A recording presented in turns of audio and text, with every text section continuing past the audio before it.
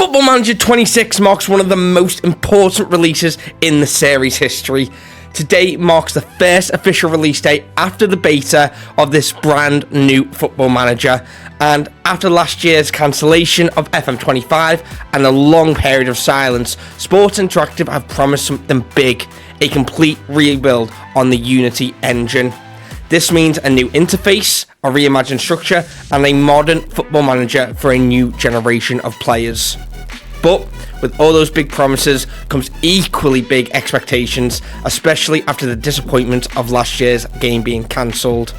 So after spending over 40 hours in the beta, testing tactics, transfers, and my own patience, let's find out if FM26 is the revolution fans were waiting for, or is it just the same game built on a different engine? Let's find out together. Now, before we get into this video, I do need to add a disclaimer. A lot of the issues that have been seen in the beta will have been fixed for today's full release.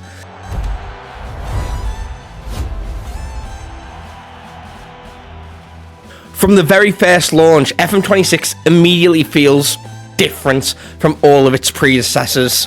Tutorials are no longer thrown in your face when you first load up a brand new save. This to me is smart. It's more helpful, and it never feels overwhelming, making you want to skip due to information overload.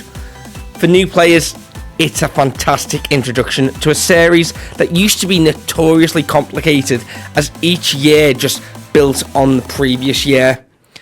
But if you're a returning player, like me, you'll probably need a moment to adjust. The UI, the entire look and feel of the game, has been completely redesigned. It's sleek, it's dark, and on screenshots it looks great, but when you actually start clicking around, it can feel slow and clunky.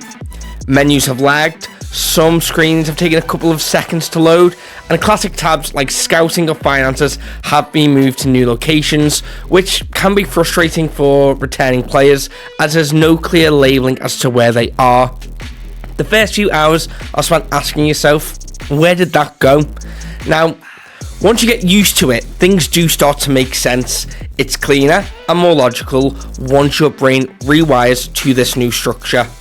Still, for long-time FM players, that learning curve is steep, as everything you have known about navigation has to be completely relearned. And let's be honest, the beta build has been a proper beta and has had bugs, most of which have been seen to a few slowdowns, some laggy transitions, and occasional crashes.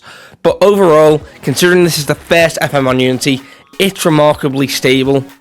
It looks modern, it feels fresh, and even though it's rough around the edges, it still has a strong first impression. Once you dive in FM26's gameplay loop, it feels familiar but sharper. That addictive rhythm of planning, managing, and reacting, it's still all there. I tend to play as a mix between tactician and a director of football. I handle formations, team talks, and transfers, but delegate training and scouting to my staff. And this year, the delegation finally works properly. If you tell your assistant to handle the staff hiring or scouting, they actually do it efficiently, and this shows up on your main feed. When someone leaves, the role gets filled without you having to place a job advert most of the time. It's smoother, it's cleaner, and it lets you focus on what you enjoy the most. The AI has also seen noticeable improvements. Opposition managers adjust mid-match, they press differently, change formations, and exploit weaknesses.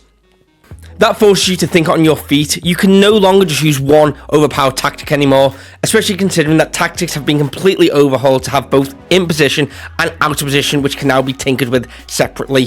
When I managed Rangers, smaller teams started to use deep blocks and pressing triggers that caught me completely off guard. I actually had to start adapting mid-match, something I haven't really done in FM for years. Results also felt less predictable. Sometimes you'd dominate possession and lose, other times you'd pull off an incredible upset. It finally feels like football, unpredictable, emotional, and most importantly, alive. The match engine too has had big upgrades, animations are smoother, movement looks more natural, and for the first time in a long time, it finally feels watchable. Finally, the addition of the instant result button, which, as I've wanted for ages, has really helped in the base game. You can actually enjoy seeing your tactics come to life on the pitch. Beyond match day, the new systems really do shine.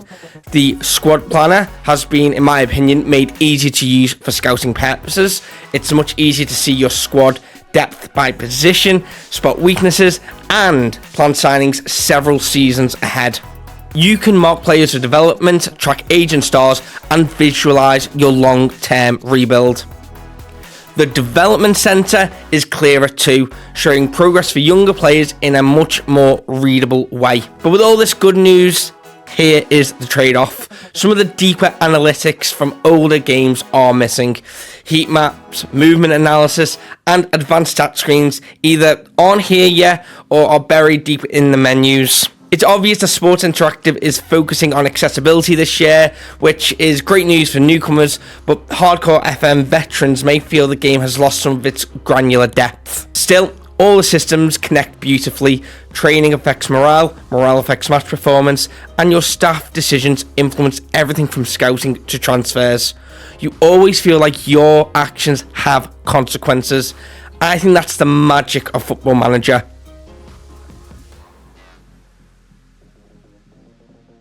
Now, let's talk visuals, because they are the best they have ever looked when you are comparing it to the past iterations of this game. The Unity engine brings proper lighting, realistic shadows, and much more detailed player models. The licensing of certain leagues also adds to this dynamic, allowing players to walk out on the pitch and for you to experience that pre-match build-up better.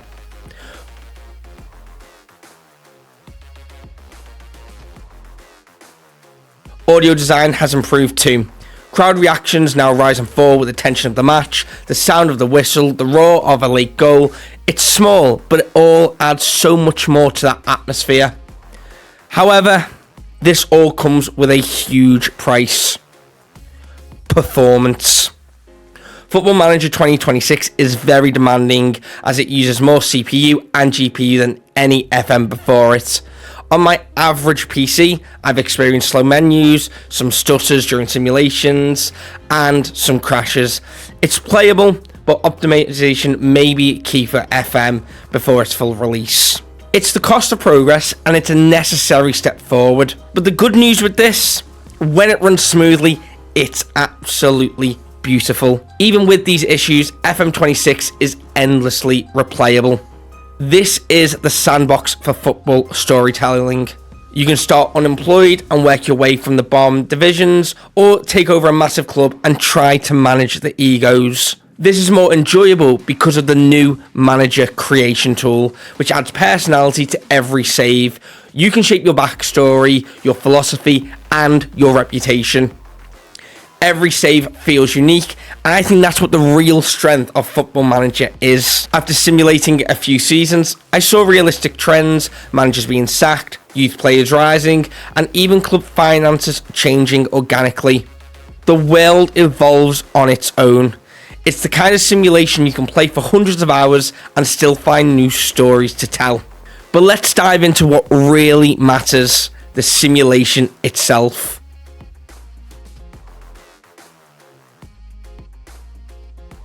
The AI this year is far more strategic than in previous years. In transfers, clubs negotiate harder, they reject global offers, demand sell-on clause, and use release clauses intelligently. Agents are trickier too. They will push for the big signing bonuses and loyalty fees, and if you don't get them, they will demand more in weekly wages and appearance fees. It finally feels like dealing with real agents again. Frustrating, but believable. Your decisions will have real impacts too. Promise a youngster first team football and then bench him, he'll be upset. Fail to deliver on a board promise, they'll lose confidence in you. That accountability adds tension, and it's what makes FM26 feel alive. Every action you take echoes through your club's future. So after 40 hours of playtime, what do I really think about Football Manager 26?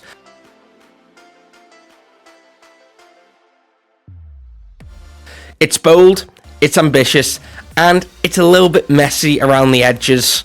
This isn't just a new chapter, it's a full reboot. The Unity engine gives the game a modern look and a solid technical foundation. The AI and delegation tools are smarter, and the match engine feels alive for the first time in years.